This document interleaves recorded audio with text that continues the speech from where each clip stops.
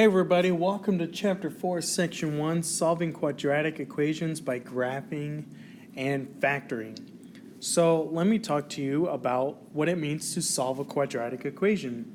What it means to solve a quadratic equation is you found where the parabola goes through the x-axis. Wherever it hits the x-axis, those are considered the solutions of a quadratic equation. So in this example, the solutions or the roots are x equals -5 and x equals 2. All right.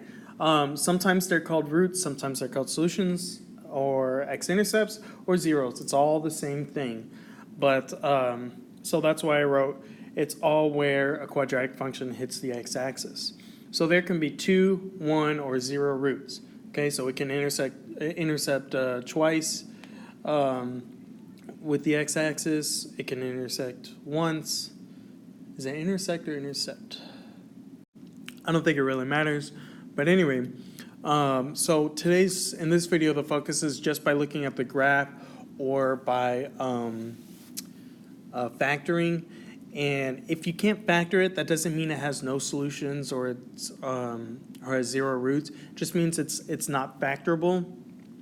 So quadratic functions can be solved a variety of ways.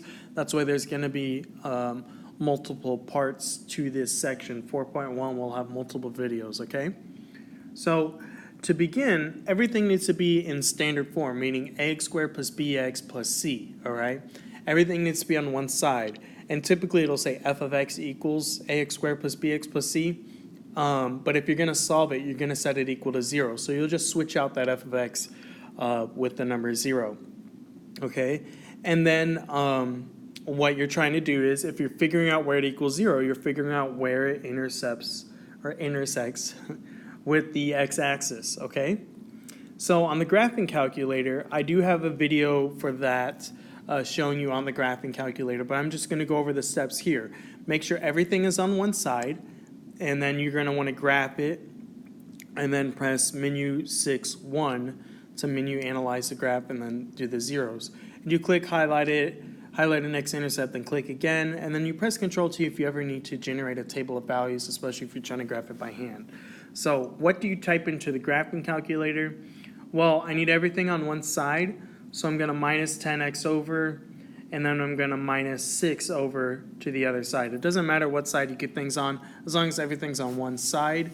So none of these combine because none of these are like terms. X squared cannot combine with minus 10x because x squared has a power of 2, and the minus 10x does not.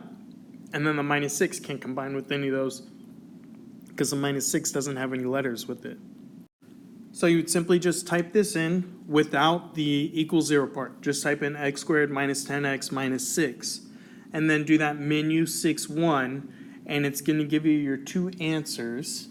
And I'll just write down your two answers. So your two answers are, it'll be negative 0.568, comma 0. And it'll also tell you it occurs at 10.6, comma 0. So you can write it down like that, or you can state it as just x equals, and then you would just say negative 0.568 and 10.6. Either one is okay. You'll see some people write it one way and some people write the other way. It doesn't really matter. But yeah, that's it for the first example. The second example, I need to get everything on one side, so I can minus 4x, and there's no x term here. So I'm just going to throw it in the middle. And then I'm going to minus 8, but I can minus 8 with that positive 6. So I'm going to go negative 2x squared minus 4x. And then 6 minus 8 I can do. 6 minus 8 is negative 2. And so now it equals 0. So now I just type that into my graphing calculator. And this one's only going to have one x-intercept. And that's going to occur at negative 1, 0. Again, menu 6-1 is basically the easiest way to remember it. Negative 1, 0, or you can write down x equals negative 1, but that is the lone x-intercept for that example. So this next section, I'm going to turn my attention to solving it by factoring. And it'll start off the same way where you need to get everything on one side. So if it equals 45, I need it to equal 0. So if I want it to equal 0, I'll simply just minus 45 over to the other side. And so I have x squared minus 4x minus 45 equals 0. And you've probably had a teacher in the past show you one way how to factor, and really the how is the same, but the how you show it is probably a little different. So what I mean is that the how, the process is probably the same. What are your factors of negative 45 that add up to negative 4? That's the question you need to be asking yourself. So for me, I show my work by drawing a little x. And so I put the number that's on the end at the bottom and the number in the middle at the top. So what two numbers multiply to get negative 45, that adds to get negative 4. I know 45 is 9 times 5, and if I do 9 minus 5, that equals positive 4. But if I do negative 9 plus 5, that equals negative 4. So I've now factored it because negative 9 plus 5 is negative 4, and negative 9 times 5 is negative 45. So I'm going to write x minus 9 times x plus 5. So again, this way might be a little different than what you've seen before, but I guarantee you the process is the same. You need to be asking yourself, what factors of negative 45 add to get negative 4? And so since we're solving it, it's still going to be set equal to 0. And the nice thing about this is to get the answers, this is just going to, your signs are just going to flip, because you take whatever's inside both parentheses and you set it equal to 0, which I forgot to do right here. So x minus 9 equals 0. What number minus 9 equals 0? That's 9. What number plus 5 equals 0? That's negative 5 if you just flip the sign. So those are my two solutions. You could also think back to in the previous chapter where we went over vertex form, and that was a times x minus p times x minus q, and p and q were your x-intercepts. And so you would just like flip the sign on p and q. Flip the sign on 9, that's 9. Flip the sign on 5, that's negative 5. So my p and q would be 9 and negative 5. So you could kind of think back to that, and maybe it'll help you there. But the reason why you get two answers is because if this equals 0, then this says 0 times whatever this is, we'll make it 0, because anything times 0 is 0, right? So if I make this be 0 and multiply it times whatever's in here, that'll make this whole thing equal 0. So these are my two answers, 9 and negative 5. Those are my two x-intercepts. On this second example here, if I just minus 48, I'll have everything over on one side. So I have x squared plus 2x minus 48 equals 0. So I'm going to think, what are my factors of negative 48 that add up to positive 2? So I know 48 is, and if you get stuck, just make a list. I know 48 is, it has a lot of factors. So 48 times 1, cut it in half, that's 24 times 2. 48 divided by 3 is 16. 48 divided by 4 is 12. 48 can't be divided by 5, but it can be divided by 6, and that's 8. I think those are all the factors of 48. So if I use 8 and 6, I'll have my two answers.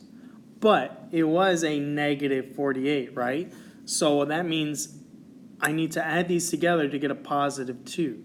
So 8 minus 6 is positive 2, right? So 8 and negative 6 are my two factors, okay? So that's why I'm using 8 and 6, because I have to add together to get positive 2.